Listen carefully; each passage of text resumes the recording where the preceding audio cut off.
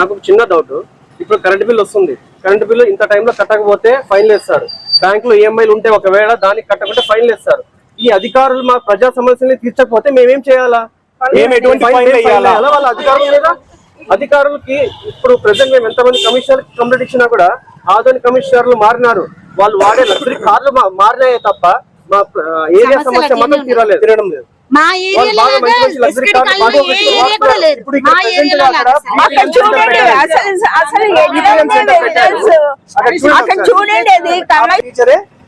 Centre పెట్టుకోవడానికి అతను permission ఇచ్చినాడు. మేము మున్సిపల్ కమిషనర్ దగ్గర పోయినప్పుడు క్లియర్ గా రాసినారు, అతను బయట ఉన్నాడు.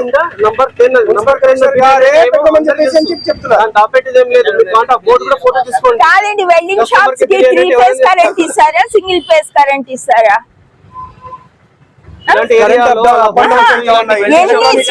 కంప్లైంట్ ఇచ్చి మా ఫ్రిడ్జ్లు పోతున్నాయి, టీవీలు పోతున్నాయి.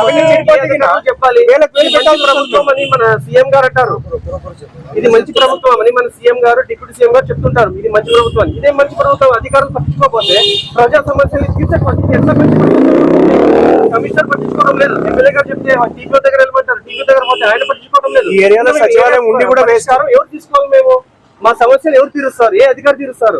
మా ఇంటి ఎదురుగే సచివాలయం ఉంది. సచివాలయం అధికారులకు పోతే మీరు పోయి కమిషనర్ కి ఇవ్వండి అంటారు. మేమే పోయి కమిషనర్ కి ఇచ్చేటట్టు సచివాలయం ఎందుకు? సచివాలయం ఉద్యోగులు ఎందుకు? ఇంకా వాళ్ళైతే మా దగ్గర అయితే ఇది చేశారండి, ఇండ్ల ముందు చెట్లు పెట్టుకుంటుంటే చెట్లు పెట్టద్దని మమ్మల్ని అయితే కొట్లాడి చూపించినారు.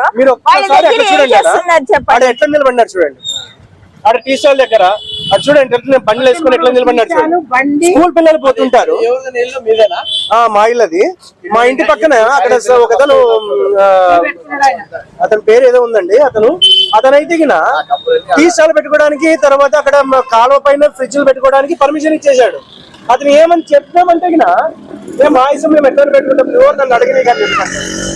అరే ఇది రోడ్డు మీద పెట్టి అబ్జెక్షన్ చేయరా, పోలీసు వాళ్ళు ఏం చెప్పారంటే మేము చూసుకుంటాం పో అని చెప్పి అంటారు. అట్లుంటది వాళ్ళతో. మీరు కూడా ఒకసారి కవర్ చేయండి, అది ఒకసారి కవర్ చేయండి. సాయిబాబా నగర్ 0 రోడ్ లో ఉన్నాము.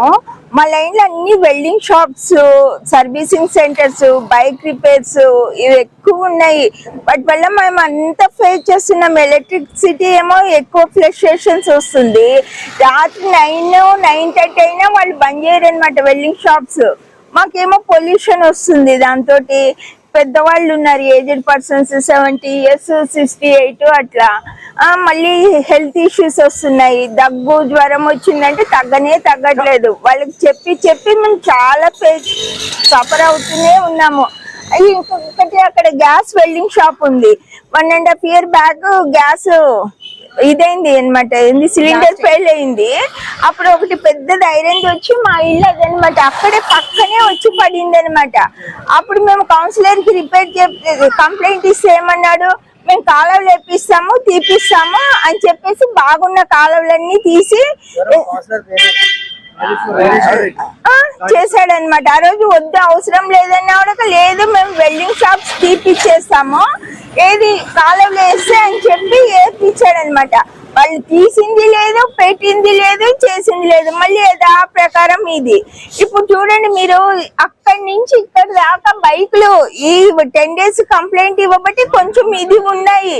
లేకుంటే అసలు ఎంత ఉంటదంటే నడవడానికి ఉండదు, పిల్లలు ఆడడానికి ఉండదు, బయటకు వచ్చి ఆడడానికి ఉండదన్న అసలు లేదు. పిల్లలు సండే కూడా బయటకు రావడానికి లేదు. 4-5 వరకు ఉంటారు ఇక్కడే. పండగ లేదు, ఏం లేదు. కరెంట్ ఫుల్ చాలా డౌన్ అవుతుంది ఇంట్లో. ఇది రెసిడెన్షియల్ ఏరియా కదా, ఈ రెసిడెన్షియల్ ఏరియాలో అసలు ఎట్లా ఇస్తున్నారో పర్మిషన్స్ మాకే అర్థం కాదు. మేము ఏమన్నా రెసిడెన్షియల్ ఏరియానా లేకపోతే మెకానిక్ షెడ్ లోనే మేము ఇల్లు కట్టుకున్నామో మాకైతే అర్థం కావడం. మా ఇల్లు మేము 33 years అయింది. నా మ్యారేజ్ అయ్యొచ్చు, అస్సలు లేనే లేవండి. ఇవన్నీ కొత్త పెట్టాలండి, అవన్నీ కొత్తవే. ఇవి వచ్చి 10 years అయిందండి. అవన్నీ కొత్తవి. అంటే మగవాళ్ళే ముందు పొద్దున పోతారు, నైట్ వస్తారు. ఆడోళ్ళమే కదా మేము ఇళ్లలో ఉండేది. మేము ఫేస్ చేసినంత ఇది లేదండి. ఇంకొకటండి, అది కొత్తగా బీఫ్ బిర్యానీ సెంటర్ పెట్టారు. ఇక్కడంతా మేమంతా only vegetarians. Beef biryani centre అయితే ఒక బీఫ్ బిర్యానీ సెంటర్ అది. అసలు ఈ రెసిడెన్షియల్ ఏరియాలో అట్లాంటిది పెట్టొచ్చా? మేము మొత్తం ఇక్కడ ఉండేది వైశ్యాస్, లింగాయత్స్, రెడ్డిసే ఉన్నారు. దాంట్లో ఇది మాకు చాలా అబ్జెక్షన్ ఉంది. అదొకటి వర్షం వచ్చిందంటే అండి అక్కడి నుంచి అంతా చెత్త కొట్టుకొని వస్తుంది, వాటర్ అంతా బ్లాక్ వేసి మొత్తం దాంట్లో వెళ్తున్నాయి. ఏమండి సచివాలయంలో చెప్పాము, ఎమ్మెల్యే దగ్గర పోయి కంప్లైంట్ ఇచ్చాము, మున్సిపాలిటీలో కమిషనర్ దగ్గర ఇచ్చాము. మాదంటే ఇది సరేలేండి, వాళ్ళ దగ్గర టౌన్ ప్లాన్ ఆఫీసర్ దగ్గరికి వెళ్ళమన్నాడు, అక్కడికి వెళ్ళొచ్చినాము. అయినా మాకు ఎటువంటి ఇంతవరకు ఎవ్వరు వచ్చి చూడలేదు. మాకు వీళ్ళు కేసు వేసి కూడా కోర్టులో ఎన్ని ఏళ్ల నుంచో ఇది ఫేస్ చేస్తూనే ఉన్నామండి. మేము ఇక్కడ అంతా షెడ్లు ఇవే అవి లేవండి, ఇప్పుడు అట్లా వచ్చినాయి. ఒకరిని చూసి ఒకరిని అసలు ఇది మీరే చూడండి, రెసిడెన్షియల్ ఏరియా లాగుందా లేకపోతే ఎలా ఉందో, కమర్షియల్ ఏరియా లాగుందా మీరే చెప్పండి. మేడం మీకు ఇన్నేళ్ల నుంచి సమస్య ఉంది అంటున్నారు కదా, ఇప్పుడు ఎందుకు మీరు బయటకు వచ్చారు? ఇన్ని సంవత్సరాల నుంచి చెప్తూనే ఉన్నాము. రెడ్డి వచ్చేసి కౌన్సిలర్ గారు నేను చెప్తాను చెప్తాను అనుకుంటూ గత 10 ఏళ్ల నుంచి చెప్పుకుంటూనే వస్తున్నాడు. అతను లంచం తిని కాలువ లోపల మామూలు తిని మాకు అవసరం లేకుండా ఉన్న కాలువలు ఉండేదాన్ని మన పాడు చేసి అతను తప్పించుకుని ఇప్పుడు తిరుగుతున్నాడు.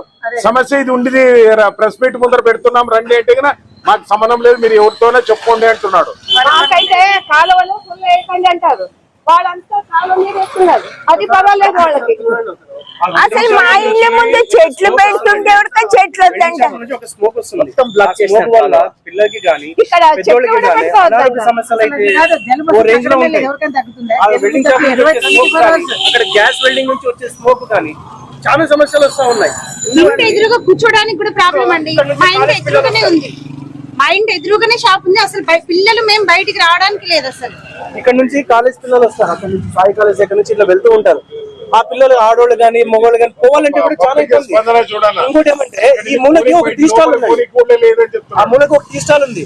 ఆడ నిలబడి ఇక్కడ ఇండ్లు ఉన్నాయనేది కూడా ఇంకిత జ్ఞానం లేకుండా ఆడ నిలబడి సిగరెట్ తాగుతారు. అక్కడ బిల్డింగ్ షాప్ వాళ్ళు మేము లోపల కూర్చోవడం అవుతుంది. మా ఇండ్ల ముందే అన్ని వాళ్ళ చెత్త చెదారం అంతా మా ఇంట్లోకి వచ్చి పడుతుంటాయి. మేము తీస్తూ ఉండాలన్నమాట, కాలువలు క్లీన్ చేయాలి. మాకు ఇవన్నీ వద్దండి. తీసుకోవడం లేదు. ఎమ్మెల్యే గారు తొందరగా యాక్షన్ తీసుకోవాలని కోరుకుంటాము. కంపల్సరీగా తీసుకోండి.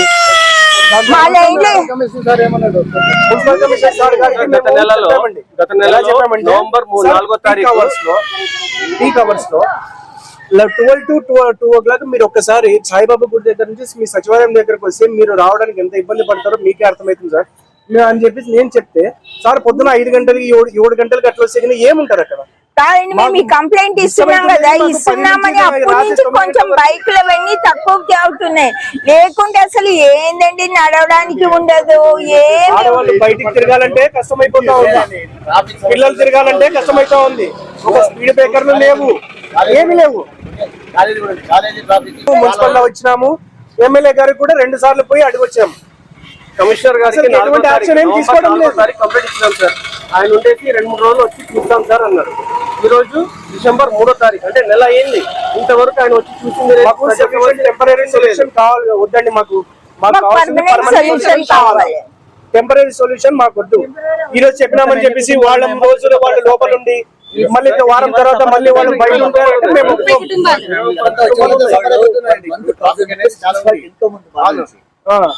ప్రతి ఒక్కరికి మేమందరం కరెక్ట్ గా ట్యాక్స్ కడుతున్నాం, వాటర్ ట్యాక్స్ కడుతున్నాం, మున్సిపల్ ట్యాక్స్ కడుతున్నాం, అన్ని కడుతున్నాము. మాకు టెంపరీ సొల్యూషన్ ఇవ్వద్దండి, మాకు పర్మనెంట్ సొల్యూషన్ కావాలి. మాకు ఇక్కడ నుంచి వెల్డింగ్ షాపులు అన్ని తీసేయాలి, వాటర్ రిప్లేస్మెంట్ లో వేరే పెట్టుకోమని చెప్పండి. మాకు ఇవి మాత్రం ఇప్పుడు మీడియా వాళ్ళు వస్తున్నారని తెలిసి వాళ్ళందరూ లోపల పెట్టేసినారు. అదే మీరందరూ సపరేట్ గా ఎప్పుడన్నా చూసి ఎమ్మెల్యే గారికి కూడా చెప్తే కూడా అతను యాక్షన్ తీసుకోకపోతే ఎందుకండి? ఇంకా